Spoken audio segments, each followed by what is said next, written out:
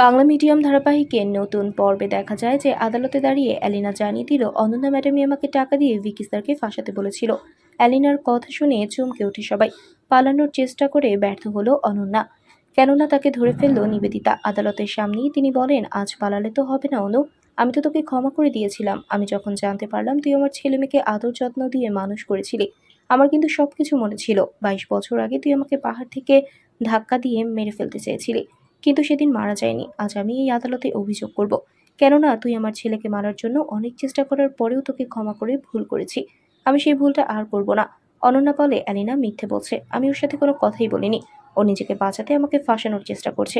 নিবেদিতা বলে, তাহলে আমিও মিথ্যে বলছি অনু? অনন্যা আর কোনো কথা বলতে পারে না। আদালত সেই মুহূর্তে অনন্যাকে গ্রেফতার করে কাঠগড়ায় আনার নির্দেশ দিলে কান্নায় ভেঙে পড়ে অনন্যা। কিন্তু তার সেই কান্নায় আজ বরফ গলবে না। তাহলে কি এবার ছেলে অনিকেতের মতো অনন্যারও জেল হয়ে যাবে? আর ভিকি নির্দোষ প্রমাণ হওয়ায় আদালত থেকে বেকসুর খালাস পাবে?